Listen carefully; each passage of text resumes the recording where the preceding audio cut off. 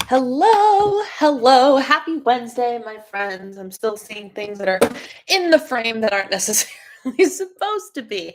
Happy Wednesday. Welcome back to Wellness Wednesday. Yes, we once again have foregone the little countdown thing. I went back and I watched the live stream from last week and I compared it to a different live stream from a week ago and 2 weeks ago, or 2 weeks ago and 3 weeks ago. And what I saw, correct me if I'm wrong, but what I saw was actually that the live stream coming straight through YouTube was actually a lot crisper and clearer and higher quality than the one coming through StreamYard, which is a little bit of a bummer, but eh, which one do you guys prefer? Do you prefer to have the little guys popping up at the bottom, but having the audio feed or the video feed be of lesser quality?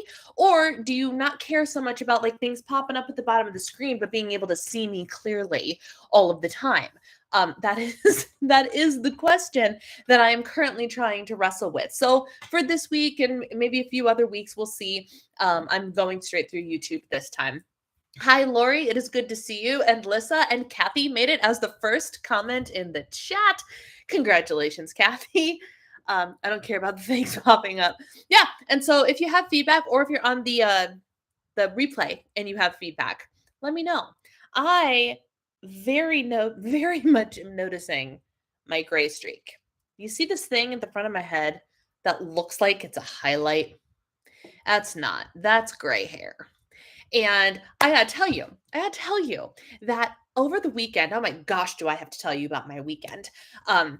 Which is going to be my my highs, lows, and my wellness win or whatever. But I was hanging out with somebody and someone I'd never met before, and this woman had essentially what this is going to look like once it grows all the way out. She had a thicker strip, but it very clearly came from one part of the front of her head, and she had two strips running just down this front of her head. Everything else was basically brunette except for the very front of her hair. And after hanging out with her and talking with her and like exposing myself to it 2 days in a row, I was like, okay, this actually isn't quite as scary as sometimes having the gray hair is. So I'm much less offended by my hair's inability to like come in gray entirely and just do it in this little goofy strip a la Maxwell Sheffield. If you know, you know. Um, and now I'm less offended by it. So that's nice. That's really, really nice. Anyway, welcome to Wellness Wednesday. Today, we are going like way down to the basics of wellness, literally defining as a group what is wellness? What does one need to do to achieve the elusive wellness, right? So that is the discussion that I want us to have a little bit today, along with answering your questions that were submitted to me on Instagram earlier this evening. After having the countdown for so long, you popping up made me jump. My grandfather always had the same gray streak in the front. No other gray hair. Seriously?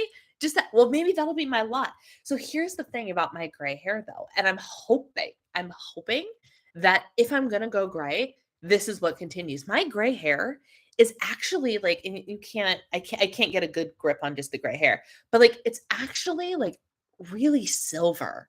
Like it has a sheen to it, kind of like tinsel for a Christmas tree. And so I'm like, you know what? If my and like I have little strings of tinsel coming in, like people pay money to get strings of tinsel put in their hair. I got them coming in naturally throughout throughout my head.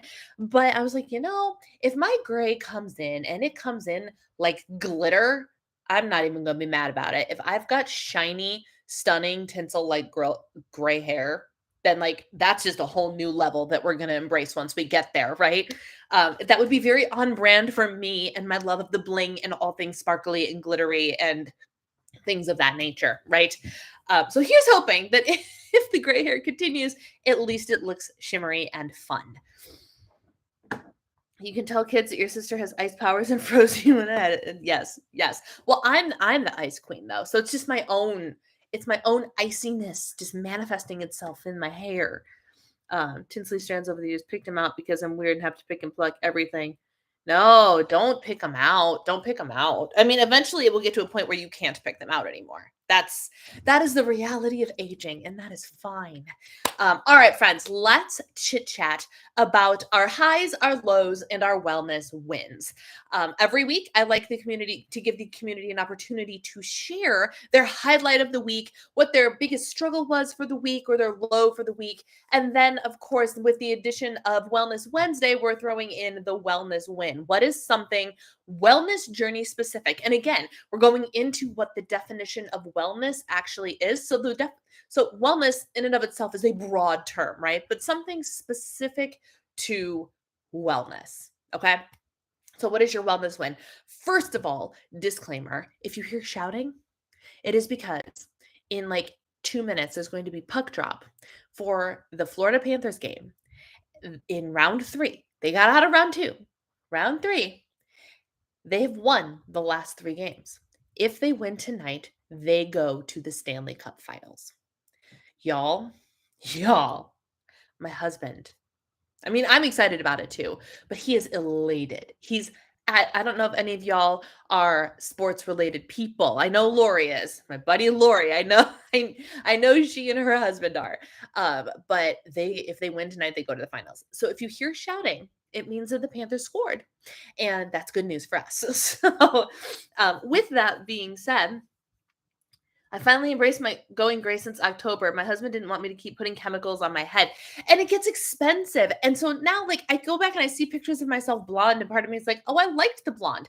I should go back blonde, but I also like the dark. So the joy of hair is it's non-committal, right? If you cut it off because you have an impulse to cut it too short, guess what? It grows back. Like, no harm, no foul. If you decide to dye it one color, that's fine. You can always dye it a different color later if you decide you don't like it. It's not you anymore, whatever.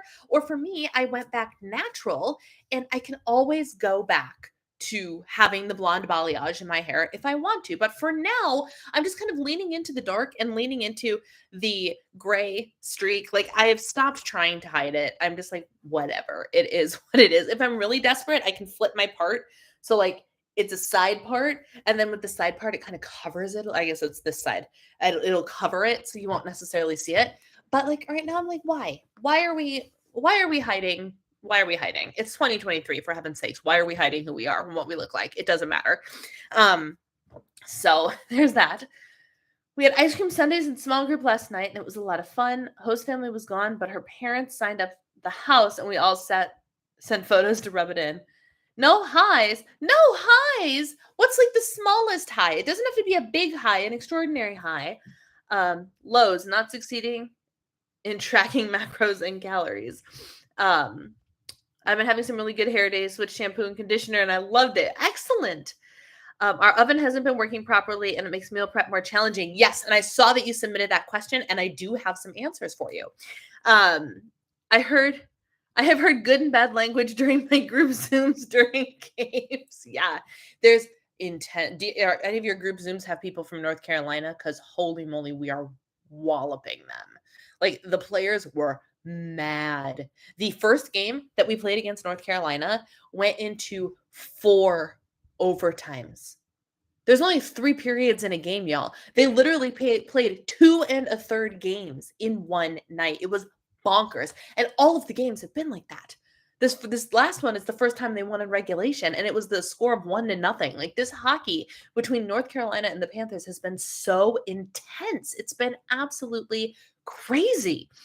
Bought new capris the other day in a smaller size. Huge win of the week and the month. My size 8 pants fit me again. And Lori posted this in our No Way May challenge group. And I loved that you took the time to post that for us, Lori. Thank you so much. That was such a big win.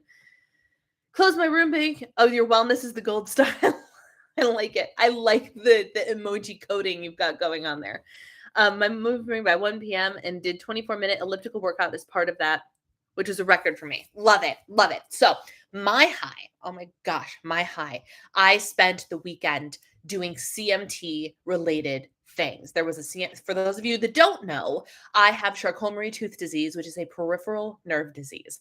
And I spent the weekend there. I was invited to like this little reception thing, which I thought was actually going to be more presentational, and it was not. It was entirely meant to be social, which is great and fine.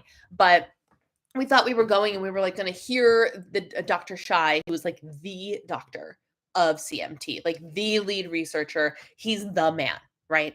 And he flew out here to Minneapolis to be a part of this weekend. And also the neurologist who works at the CMT center locally, up in Maple Grove, was also there. And so I walked by him as I'm, like gathering food and whatever from our heavy appetizers that night. And I walked back to the table with my mom and my husband, and I was like, I'm almost positive that's my doctor. I haven't seen him since 2021, I think.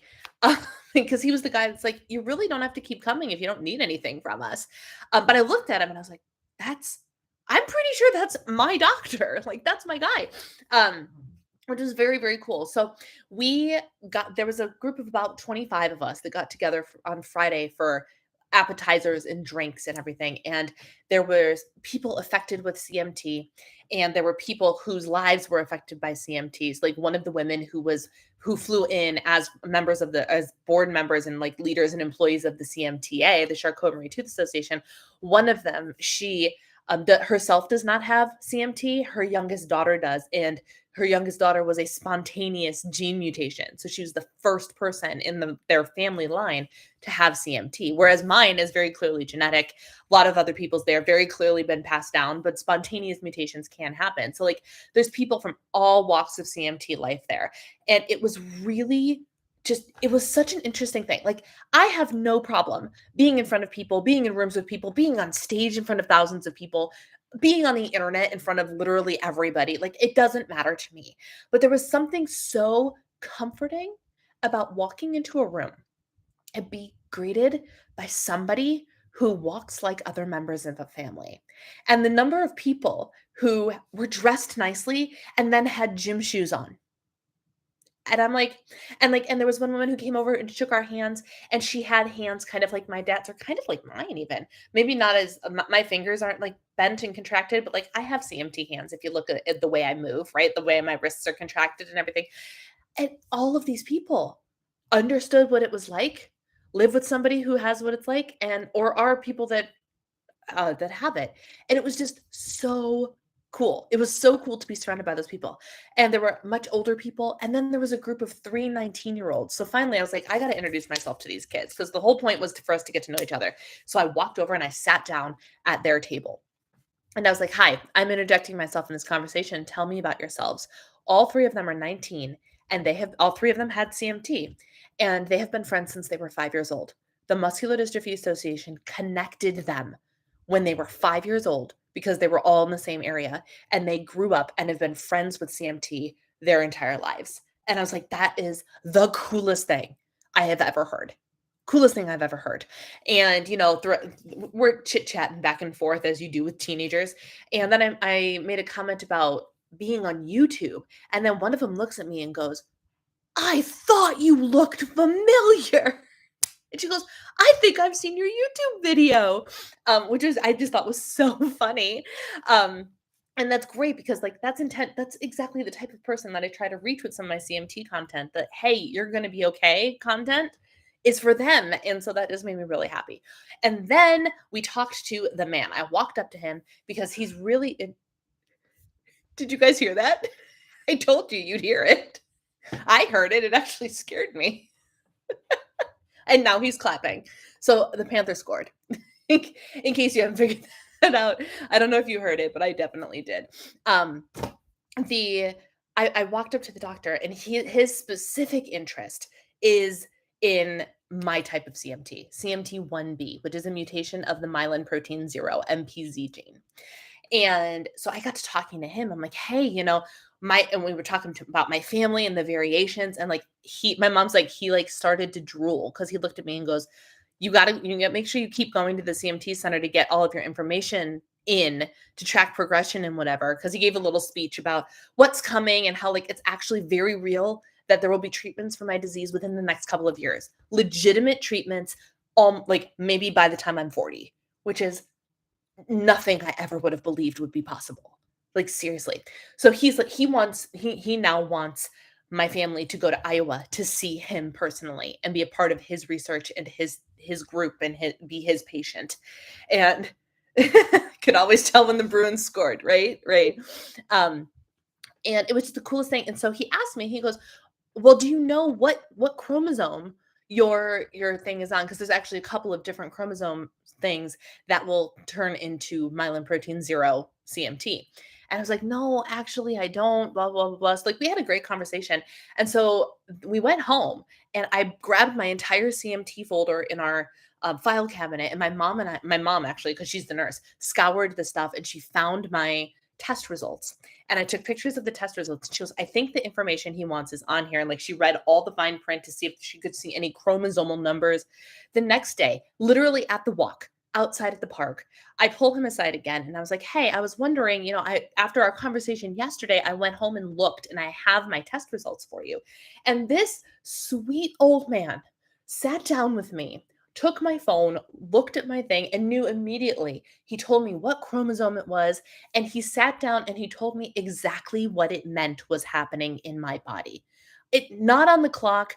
I'm not one of his patients. I'm just there at an event with him. And he's sitting there having a one-on-one with me. And of course, my husband and my mom butted in on the conversation to listen too.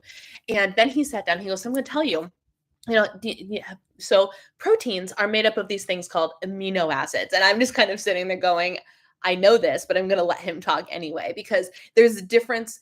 The actual strings of amino acids between eating a protein and having a protein are not different. The amino acids are the same, but consuming them versus how they work on a cellular level is different. So I was like, what kind of new things can I learn? And it's really interesting because apparently in my body, and I can get into this in a different video, but this whole thing is my high, right? Like, can you imagine how cool it was to be able to sit and have these conversations with somebody about my disease and have the CMT be the common thing, the common thread in the room for the weekend. It was awesome. So that was my high. We had a great weekend. My low is that I got up on Monday morning and I'm like, I read some stuff about like how long do we need to exercise for it to actually be effective towards weight loss? That's a whole new topic. All of this stuff I'm reading in this book, you guys, of how not to diet is fascinating information. So I got up and I was like, here we go. This week, we're going to work out for 7.5 hours in this week total. And we're going to start with a nice long walk. I get 5 minutes into my walk and I take a step and I hear and I lurch forward and I hear a pop and my brace, one of the mechanisms that holds the Velcro onto my brace, broke. So I've been braceless all week, which is fine. It's not the end of the world, but now I have to drive 45 minutes to go get the brace fixed on Friday. That was my low. And my wellness win is that I started Pilates this week. And you know what? I kind of love it. I kind of love it. More on that later if you guys want to hear more about it. I haven't stepped on the scale so far this month, so I wanted to step on this week. Just one more week. One more week. You've got it. It's literally a week, right? When is the first? Is the first next Thursday? I think the first is next Thursday. That sounds right. Yes. One more week. You guys can do this. One more week. I can always tell. Okay. Yeah. So that was my wellness win. Those are, oh my gosh, I could go on and on and on about it, but I should just save it for another video. But it made me very, very happy. And even though I don't often feel alone, especially on the surface, it doesn't bother me on a day-to-day. There was something very gratifying about just being in the room with all those people and being on the walk with all of those people. Eric and I were walking. He walked with me for the actual walk. And there was this older woman behind us chatting away with her friend that was walking with her, but we kind of eavesdropped on the conversation. So even though we were in front of them, we were all conversing and just relating to this woman on all of these different things, even walking up the hill and walking in braces. It was just great. It was wonderful. Wonderful. Basil seed goo, ladies and gentlemen, in my kombucha. It's a really interesting book. It's a really interesting book. It is a doozy. It is 600 some odd pages. I feel like I'm never going to finish it. I have a goal of finishing it this month. I'm like, I don't even know if that's going to happen. And I've been reading it for at least half an hour every single day. And it's just a long book. Oh my gosh. But it's really, really good. Okay. So now that we're, 20 minutes into this thing, let's talk about Wellness. What is the name of the book? The name of the book is called How Not to Diet. It is written by the same person who wrote the book How Not to Die. That is a book that I want to tackle next. Although I'm supposed to be reading books that are like actually already on my bookshelf, but these books are so interesting to me that it's one of those books where like some of the information I'm like, I don't, mm, I don't know how I feel about it. Like this guy doesn't really think that eating meat is all that great for us, and he's he's avidly plant based, and to some extent I agree. The research he gave us is actually very sound and legitimate. And there are so many footnotes in this book and data and studies and all of these things. Um, so I believe it, but at the same time, I'm like, but protein. Like, and where's the balance between making sure you get adequate protein? Because that's actually something that Dr. Shai said to me. Because I flat out looked at him and I was like, okay, so we're talking about all of this protein stuff. Tell me about, and this is actually relevant to a question that I was asked. So excuse me while I go back to it for just a second because I was asked this question. The question that somebody asked me, and I swear it's all going to tie together. Did you get any recommendation from the CMT doctor regarding your weight?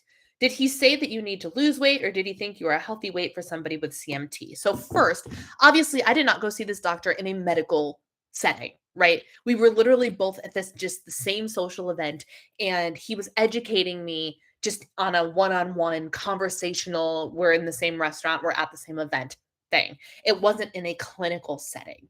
However, he did not look at me in any way and was like, your weight seems to be a problem. He actually probably looked at me in the room and thought I was one of the most functional people there, to be honest. Because I was sprightly, I was young, I was fast, and I wasn't the youngest, but like for comparison, the teenage individuals that were there, two of them, one of them's in a wheelchair and one of them was on an electric scooter. So, and which is fine, and I'm glad they have those resources for them. But like as comparison, there's so many people who have such a varying degree of things that like my functionality compared to some of the people in the group was actually very high. And so like weight be darned, right? Like, and again, by the book, I'm healthy as a horse. So I don't need technically to lose weight. But I asked him nutritionally, has there been any sort of, information about like, is there any proper nutrition for a CMT patient? Like, is all of this stuff with protein and amino acids, does that mean I should be drinking BCAAs to help get more in there? Does that mean that I should be eating bigger, like huge amounts of protein because I have a protein based genetic mutation? And his answer was no. He goes, obviously, the answer, he goes, protein is great and protein is important. I myself have a protein shake every single morning. And he has lost weight from the picture in like on the internet that's circulating. And the man that I remembered, I did not remember him looking like that. So he's lost weight in the last handful of years. So he's like, I eat a protein shake every morning. Like protein is great. Protein is important. But I think the most important thing that we need to remember is just a proper balanced diet. We need to make sure we're getting plenty of fruit and vegetables. You want to make sure that you're getting the right kind of carbohydrates. You don't want to be overeating the junk. And you ultimately, and we as CMT patients, he's not a CMT patient, but obviously he's talking to us, the collective. We don't you don't want to necessarily be carrying excess weight. Less weight means easier to move, but you also want to make sure you're doing the right things to preserve your muscle mass because we have a disease that's going to atrophy the muscle mass. So it's all sorts of different things, but ultimately the answer is well-balanced diet. Don't need to omit everything. Keto's not going to help us. 500 grams of protein a day is not going to help us. It's all moderation. Enjoy your desserts. Eat a high fiber, healthy diet 80% of the time. Have an extra protein shake in the morning to make sure you're getting enough protein, And I don't know if he functioned under the assumption that I asked that question because I eat like 50 grams of protein, 30 grams of protein. I don't think he realized like I'm somebody who like actually eats at least 100 grams of protein a day. So like it's my weight was not a topic of conversation. When we go as a family, will it be? I don't know. I'm the smallest one. Well, yeah, I'm the smallest one in my family of the people that would be going. So like it's all relative, right? But no, but he did emphasize the importance of a healthy, balanced diet, which of course I already knew, which was fun. So My middle daughter has Turner syndrome. Taking her to TSS conferences over the years has helped her to not be alone with her condition. Exactly. Exactly. I was listening to the Spark People podcast. They were interviewing Lisa Vitti and talking about woman code. No kidding. That's so cool. Can you send me that episode so I can listen to that? I love like when other people that I know pop up on other podcasts. I'll go listen to their interviews because maybe they drop something we didn't already know or say it in a different way or something like that. That's really cool. So wellness. We are here to talk about wellness. So the first thing I'm going to do is look up the definition of wellness. Pfizer has a definition of wellness. What is the literal definition of wellness? The literal definition of wellness is the state of being in good health, especially as an actively pursued goal. I'm looking. Pfizer's definition: wellness is the act of practicing healthy habits on a daily basis to obtain a better physical and mental health outcome so that instead of just surviving, you're thriving. Actually, kudos, fiber. I'm apparently just way into fiber.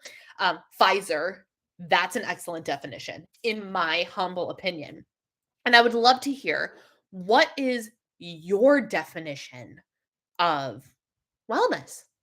Whether you're watching now, put it in the chat, or whether you're watching on the replay, comment down below. What in your mind, when you hear the word wellness, when you hear me say I'm a wellness coach, when we talk about Wellness Wednesday, what is your definition of wellness? For me personally, I think that I was going to say Pfizer did actually defined it really, really well, but I think wellness is the pursuit is a great way to start it. Having wellness, going after wellness, in my opinion, is going after the pursuit of physical health and mental health and spiritual health. All of the categories, right? Not putting so much emphasis on either one that the quality of life overall suffers, right? So you can be on a health journey, a wellness journey, a weight loss journey, and be so rigid that you're going after this one particular goal actually affects your overall wellness in a negative way. That's not the pursuit of wellness. That is the pursuit of perfection. And that is the pursuit of obsession with a particular goal. And I don't think that you can't throw that in there. You can say, yes, I have this weight loss goal, and I'm going after it with everything I've got, and have it not be wellness. Because I think as long as there's an understanding of the need for balance between the mental, emotional, spiritual, and physical healths, if there's no balance there, it's not wellness. If there's no balance there, it is not wellness. So wellness is learning how to obtain and achieve harmony amid all of those different components to a healthy lifestyle, right? That's my personal definition of wellness. It's an old podcast episode from 2013 or 14, but hey, that's awesome because that means that's when Alicia Vitti was just starting out with getting her stuff out. Tiny goals and focusing on little steps. That's me a couple of years ago. I know. And I think for a lot of people, especially when you're after a weight loss journey. Jordan, hi. We are talking about our definitions of wellness. I think for a lot of people, especially people who end up in the programs and situations where diet mindset in the negative way starts to take hold, and you get so into the way of a particular thing, a particular diet, of all carbs are bad, of all, like, it affects your wellness. It affects your wellness. And then it's not healthy, right? And I think I see it all the time where that rigidity in that one area takes away from your ability to be flexible in others, and thus achieving a healthy wellness. Sure, maybe you reach your goal weight, but at what cost, right? And the practice of wellness, I think it's important to differentiate, should not cost you in a negative way, right? or at least broadly speaking, right? Like you'll have to make sacrifices, which at the time might sound negative, right? In order to get adequate amount of sleep, you might have to sacrifice a 4-hour Netflix binge, which at the time, because we want it immediately, that's going to feel like a sacrifice. That's going to feel like costing you happiness, costing you wellness, but it's really not. A Netflix binge is not wellness, right? The 8 hours of sleep is wellness, right? Um, it's a great definition of wellness.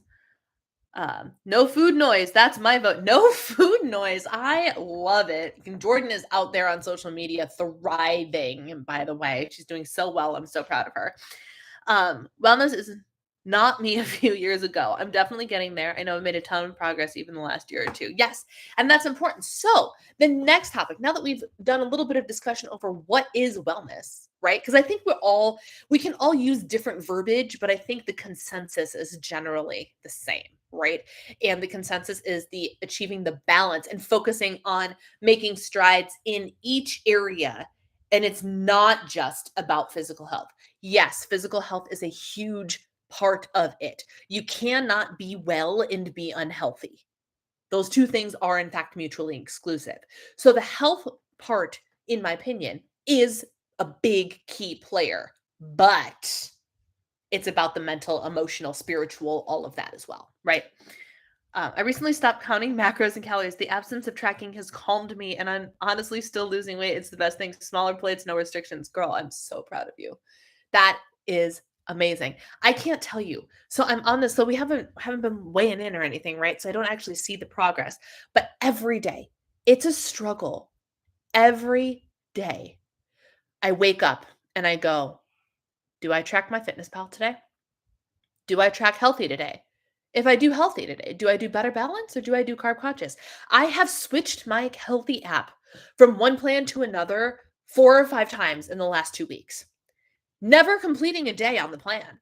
But like the thought crosses my mind. And then I go to, do I just want to not track? Do I want to lean into like just Fab 4 and not track and just live the Fab 4 lifestyle? Every day lately it has been, and it's interesting because oh, did you hear that one? He cheered again. This is awesome. And I haven't heard any negative cheers. So I'll never hear him swearing, but I will hear, oh, I need to remind my mother that the game is on. Hang on. This is an emergency. My mom was actually way into watching the hockey game. Hang on. Don't forget to watch hockey. I love that I can text from my computer. There we go. Had to remind her. She won't be home till late, but she wants to make sure she watches that last period. Oh, now I lost my train of thought. Every day I wake up and I'm just like, what do I want to do? Because like you can tell summer's coming because I'm getting antsy in that I don't want to like at some point during the summer I always like take a break, take a hiatus, take a whatever.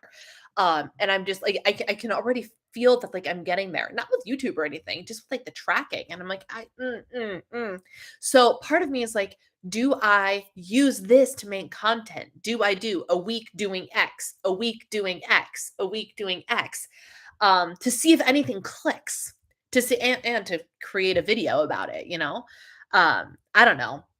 But every day I wake up and have that internal struggle of what the heck do I want to do? I always end up going back to my fitness pal, tracking my macros. And what I have pulled up on there is not actually the exact macros I'm supposed to be eating. What I have up is a calorie goal, a protein goal, a fiber goal, and a saturated fat goal. Those are the 4 things that are currently on my dashboard that I keep track of. So every day I end up doing that, and I have been tracking, except for when my mom was here. But every day I consider doing something different. I tracked my entire day almost in the healthy app today too, on carb conscious, just because I can't decide what I want to do with my life. I always go back to my fitness pal though. Wellness is a lot of little things, like being able to keep trigger foods in the house and not feeling out of control. It's knowing the right balance of tracking and what works for me. Yes. See, Shannon, hello. I've been drinking my Fab 4 shakes again. They make me feel so good. That's amazing. I'm so happy for you. Yes. And I've been so on this egg fold over kick. I'm literally filming a vlog that I don't even know what it's going to turn into today. But I even said, I'm like, I took a picture of my breakfast, but it's literally the same breakfast that I've put in the last like 5 vlogs. The same breakfast. It's all I've been eating for the last like 3 or 4 weeks has been this egg fold over thing. But once I run out of my Canadian bacon and my wraps, I think I'm going to switch into Fab Four smoothies and see how that does me for a while. Your last fiber video was great. Oh, I'm so glad you guys liked that. Yeah, a lot of people seem to have liked that a lot.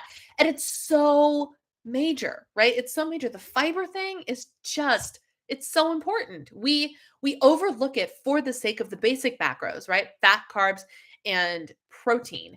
And then there are the people that are like, "Oh, we got to do low carb. We got to do low carb." And then we forget that like fiber is in there in the carbohydrate macronutrient, and fiber is really really really important and really, really helpful to meeting a lot of your goals.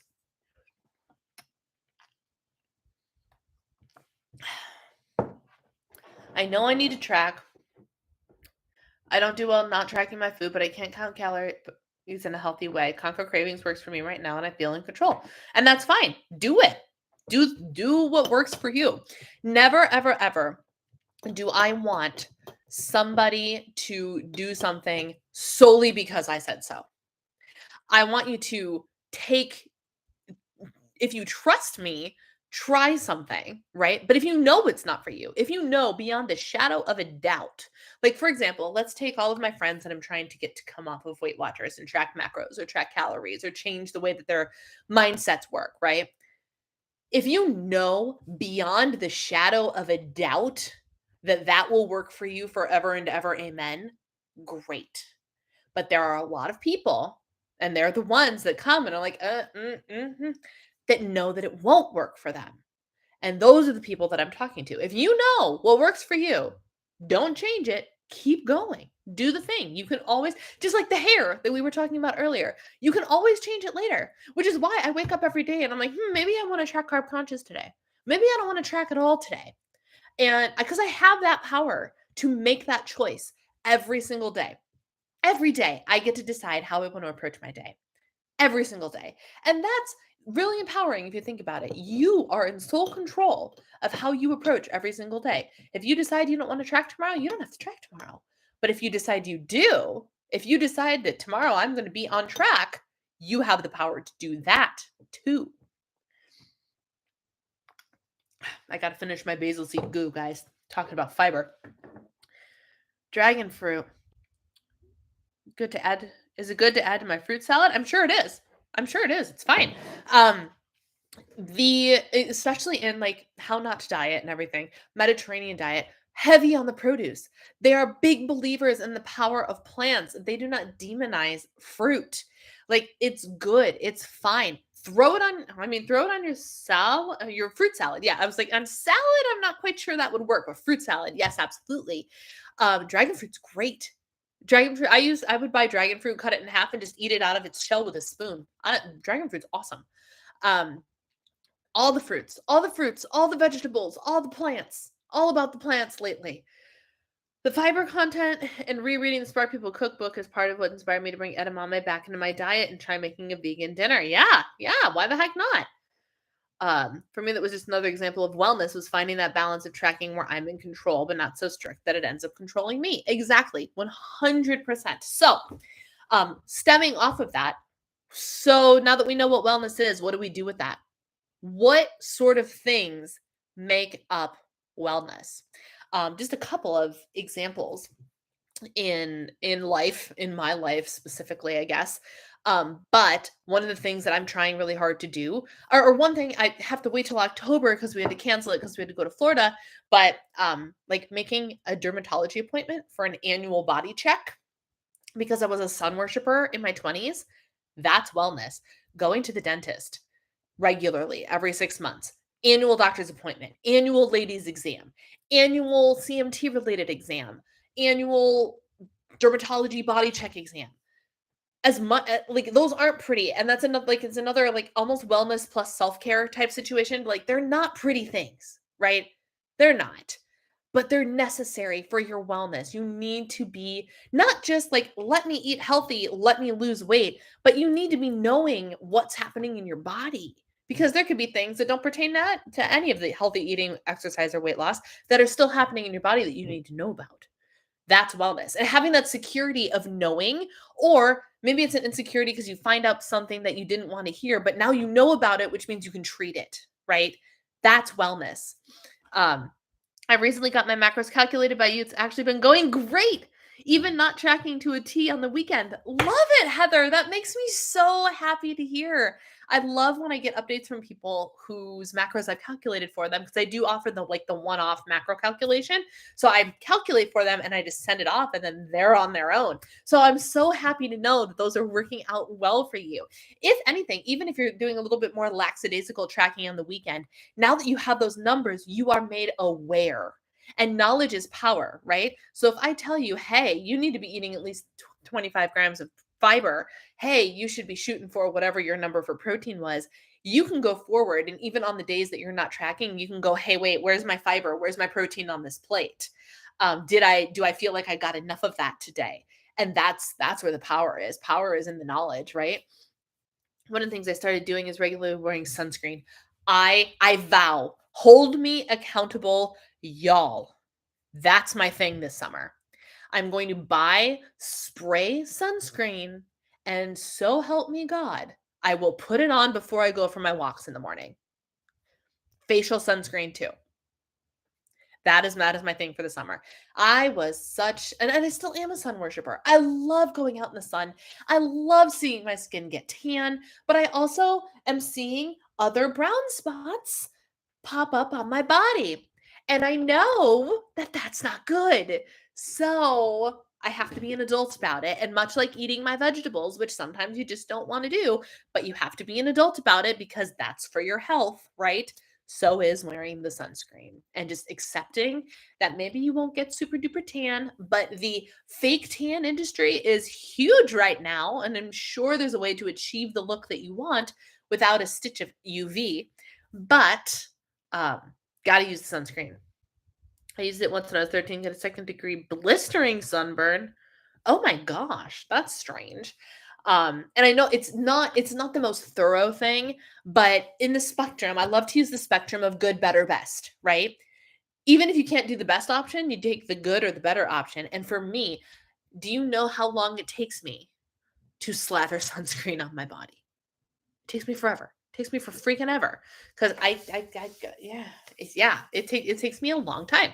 So by the time I slather myself up, I'm not even going to want to go for my morning walk anymore. Like, what if I was only going for 20 minutes and it takes me 15 minutes to get ready to go? So the spray for me is at least something is better than nothing, right? It doesn't burn my eyes. Oh, use a facial sunscreen. I would not recommend putting the same stuff you put on your face on your body on your face. I would get a facial sunscreen. The one, let me see if I have one up here. I don't know that I do. Hang on. Drat, I don't. Shoot, I thought I had another one. Oh, well that blows. I thought I had another one. Apparently I don't. I use I have or had apparently BioElements Ray Defense is a lotion that has a morning moisturizer that has a really solid sunscreen in it.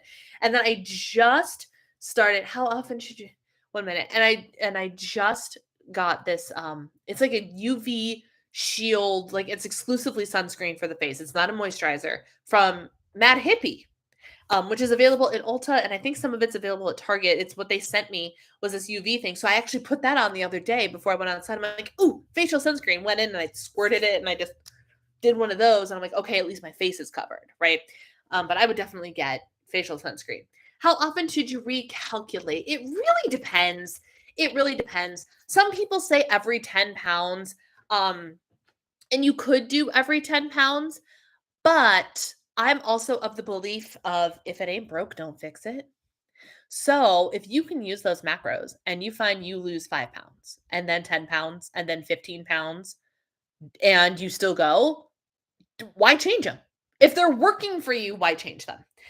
Once they start to not work for you, that's when I would come back. with the understanding that the plan not working, this is one of my favorite things, and I think I've talked about this before. People keep telling me the plan is not working when their tracking is not accurate. They take entire days off of tracking, all of those things, right? It's obviously their fault the plan's not working, not the fault of the plan. So, with the understanding that as you lose, you will probably have to rein in a little bit. So, a couple things will happen. If you're finding success now, tracking 5 days a week, taking the weekends off, and you're losing weight, great. More power to you. Once you start to lose and you start to find that, okay, momentum is slowing down, the first thing to go should not be the current macros you have. It should be the no tracking on the weekends. So you start tracking on the weekends, which reins you back in a little bit, probably puts you in a slightly deeper deficit, more attuned to the macros that I gave you, and the scale should start rolling again in a week or two, right? Then you keep going. So once you're at that level of accuracy and you hit 15, 20, whatever pounds, and then and only when you can say, I've been tracking honestly and I've been doing the work and it's still not working, then we'll reevaluate. My facial sunscreen was expired, so I tossed it. Be sure your sunscreen's not expired. I just found literally today, I found sunscreen. This is a great wellness thing. Sunscreen. Wear your freaking sunscreen. I found expired in 2019 sunscreen in my linen closet just today. So I was like, okay, we have 3 bottles of sunscreen, 2 of which are expired. So I'm like, okay, we'll use this one and then we will go get new sunscreen. Something in chemical, something in pipette mineral sunscreen now, and it's my favorite. One thing to keep in mind is the amount of sunscreen is recommended. Most moisturizers with sunscreen added don't have enough. It's bonus, but it's a dedicated sunscreen that's best. Yep. Skincare with a hyperfix. Yes. Yes. And so like I appreciate more and like Ray Defense is meant to be a sunscreen first. And I think it's more of a sunscreen that has moisturizer in it as opposed to a moisturizer that has sunscreen in it. So it's skincare and it's actual sunscreen thing. I never count on any of like the liquid makeups or anything that's like, and it has SPF 30. Don't count on those. Don't. And I used to be one that did count on them because it meant that I didn't have to apply other sunscreen, but I do. So, but that's why I really like the one from Mad Hippie because it's straight sunscreen. It's the last thing you put on over all of your other skincare, and then you're good to go. So that is that's a wellness thing, right? What else can be considered wellness? I believe that like personally having a goal or something to work towards. It doesn't have to be anything wildly profound, right? You don't have to have this giant I'm going to have a 6-figure business goal or I'm going to lose, and get down to a size 2. You don't have to have big goals like that, but I feel like having something to always strive towards or to be in like the personal development area is a great idea. Do you have a hobby that you like to do? That is, educational or physical or like by physical, I mean like my Lego building is a hobby. And it gets us away from social media. We sit down, we're using our hands, it's using visual skills, it's using, for me, it's actually great occupational therapy for the fingers. It's a great thing. Crocheting, the same thing. Some people scrapbook, some people write, some people read. Reading is a great way to expand your mind and work on your mental health. And you can learn things about topics you're interested in, or you can escape into another reality and read fiction. But I think having something to work towards or work on is also very important for your overall wellness, primarily because it gives people a sense of purpose, I think. Even if the purpose is just to create something, your sense of purpose doesn't have to be to save the world. If you want to save the world, that's great. More power to you. But it doesn't have to be to save the world. But when you start to get bored and when you start to feel like you don't have a purpose is when other health habits and things start to slip, right? Because you just like, what's the point? What's the point? So having a hobby, having something to work towards, having something to work on, I think is wellness. Whatever it means to you to have spiritual health is very, very, very much tied to wellness. If my spiritual health is off, everything else feels off, right? Touching my chest because I have a cross necklace on. things. Sorry, I thought I had a candle burning, and I was like, I swear I put that out hours ago. I did. I did. Whew. Um, so things of that nature. Wellness can be wellness of all kinds.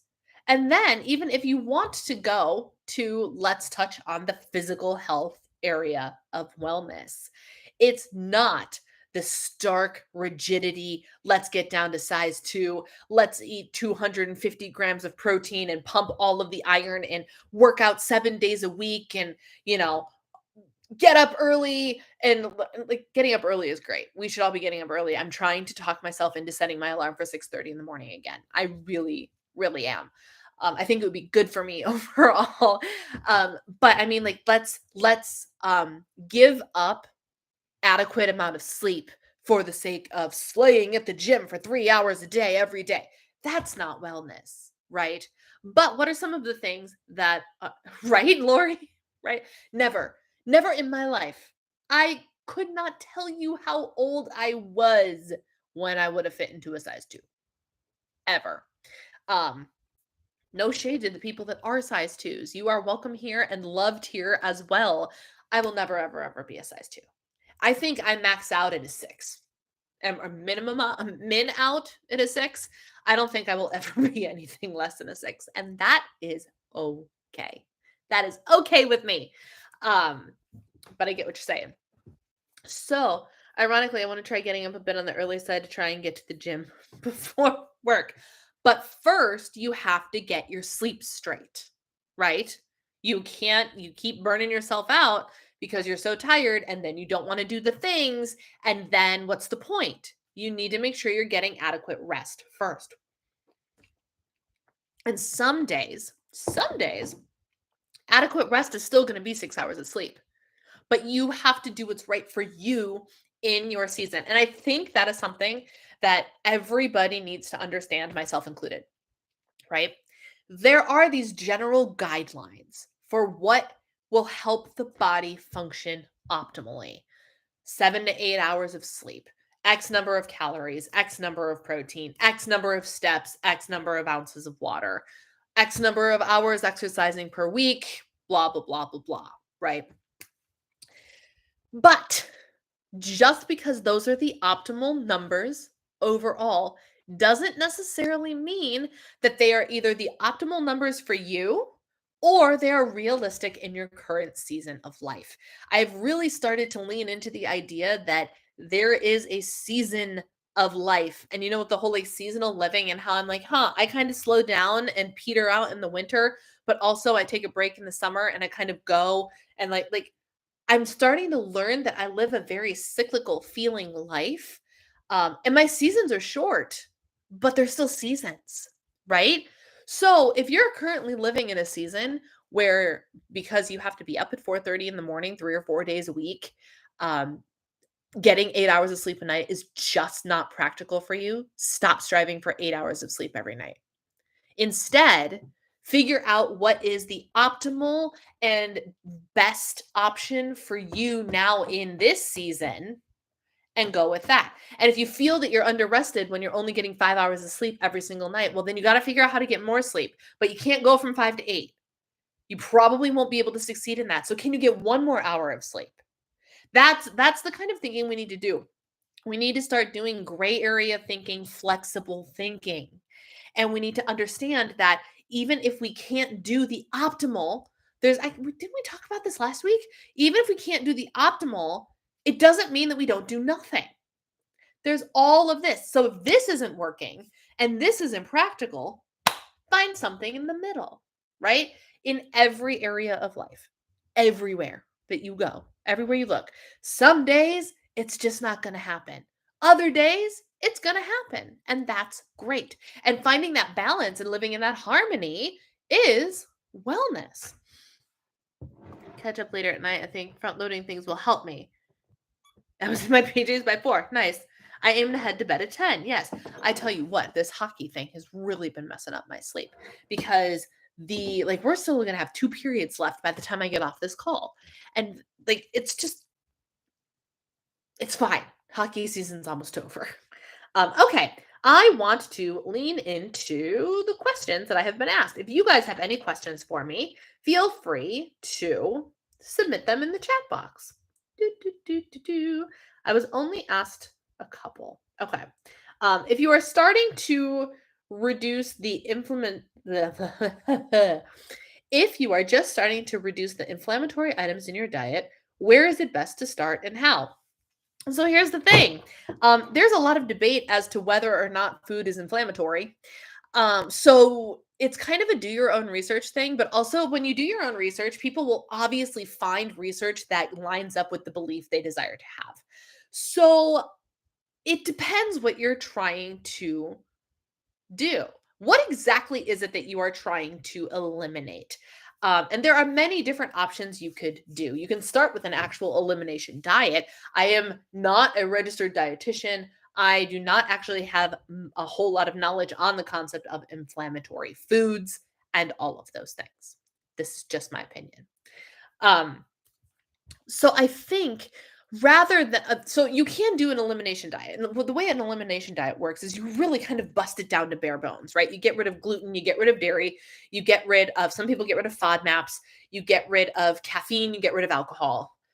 Did I miss anything? You get rid of all of it. So what are you eating? You're basically eating gluten-free carbohydrates, fruits, vegetables, meats, pretty much, right?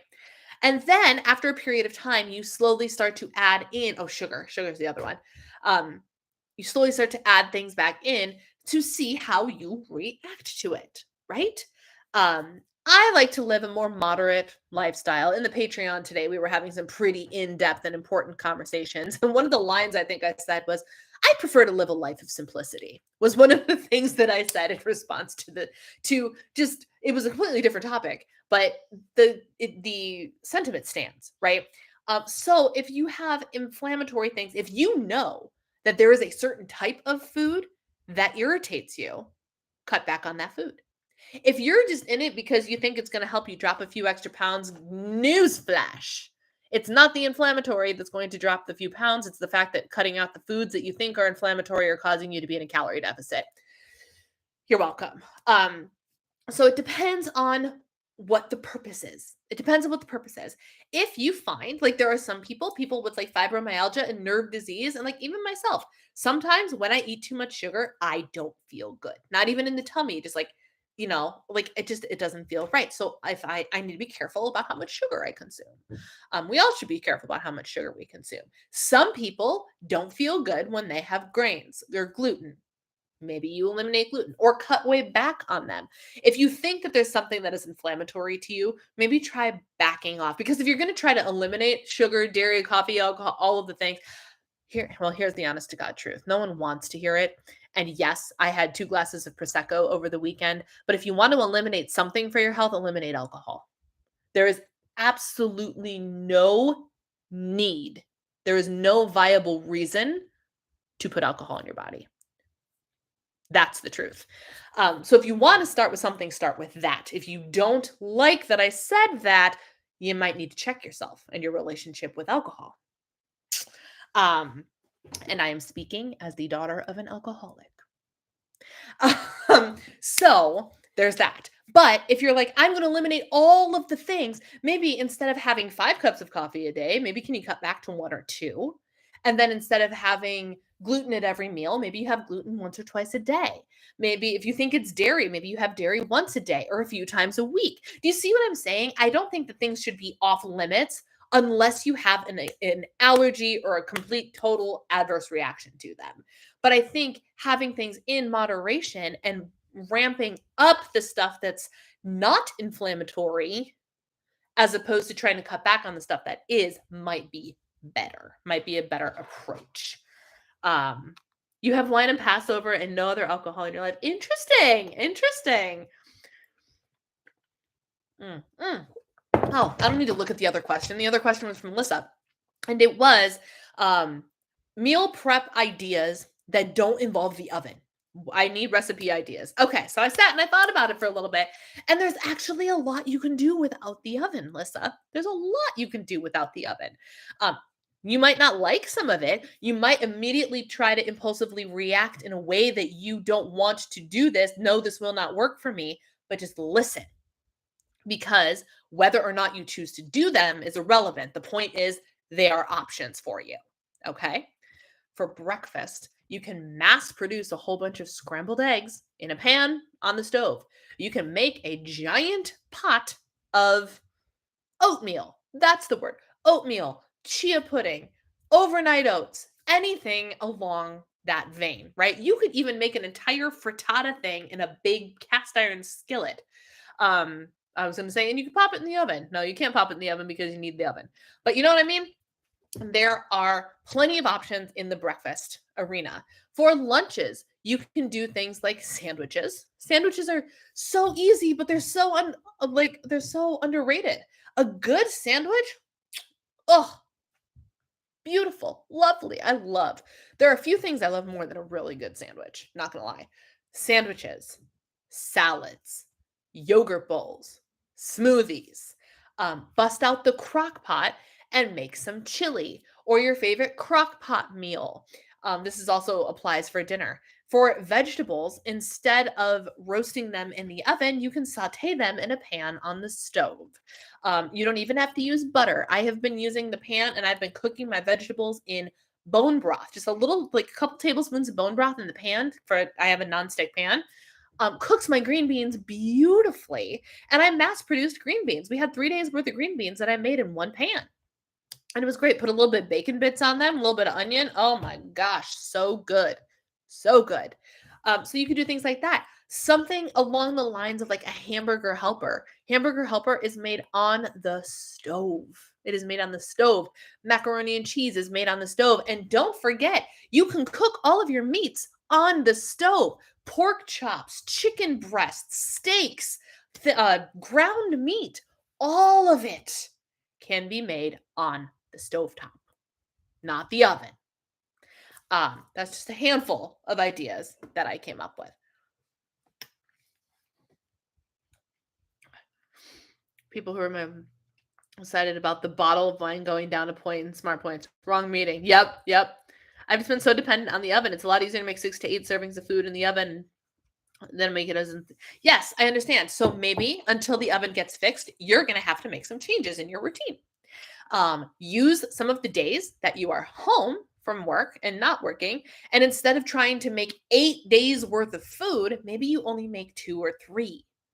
And yes, I know you're going to want to push back. I can see you. I can see your face going, ugh, that's not going to work for me.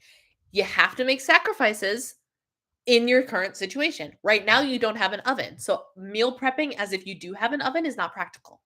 You have to work with what you have. So maybe the answer is to make a week's worth of oatmeal and make yourself some sandwiches or make yourself a giant thing of salad.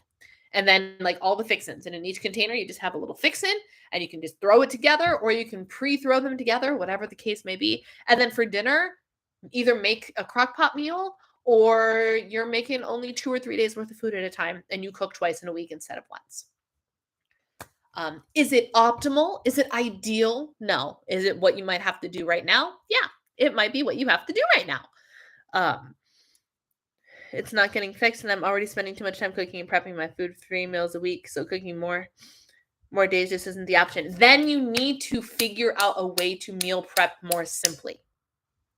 It is not impossible. Speaking as somebody who cooks multiple days a week, and it takes me twice as long to do things in the kitchen as everybody else. It is not impractical. It is possible to do the things. Make Fab Four smoothies for breakfast. You just need to be open to the idea that the way you are doing things, or maybe sometimes the type of food for the season, has to change.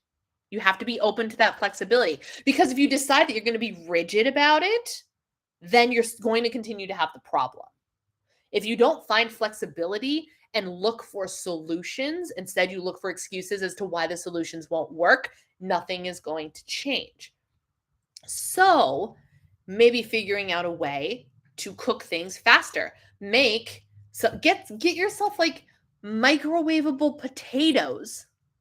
It's a little bit of an upcharge, but like even Target has like these cute little, like the Little Potato Company, but they're Good and Gather brand. And it's like 3 or 4 servings in there. You microwave the potatoes, put some olive oil or butter in them and sprinkle the seasoning packet. Boom, your carbohydrate is done. All you have to do is saute a giant pan of green beans, which takes about 10 minutes, and you can get 3 days worth, and cook up some ground beef, ground turkey, ground whatever. Boom, your meals are done. Your meals are done. Make a giant bowl of a giant pot of rice. That takes 15 minutes. Then you have a carb, and then you can throw the ground meat in there, and then maybe some microwavable vegetables. Maybe you do microwave vegetables for a little bit if you can't roast your vegetables and you don't want to saute them. Throw it all in a bowl, throw a sauce on top of it, and boom, you're done. Just because it's not what you normally do doesn't mean there's not a solution for it. I use those meal shortcuts all the time because I don't always want to spend a whole lot of time in the kitchen. Some days I do, but some days I do not. So I lived without an oven for about 6 months, made a small turkey in a new wave oven, pre-air fryer days. Nice. Yes, and if you have an air fryer, don't forget the air fryer. You can cook whole meals in the air fryer. Put in your some potatoes and some meat and some veggies all in there at the same time. It can happen. It can happen. I am way over, my friends. But yes, there are definitely options out there without an oven. Is the oven great? Is the oven preferable? Yeah, for a lot of people it is. But if you don't have it, there are definitely solutions that you could have instead. So, all right, my friends, I'm going to let y'all go. I have a hockey game to go watch. Thank you for hanging out with me tonight, and I will see you at the same time next week. Take care, be well, and I'll talk to you later.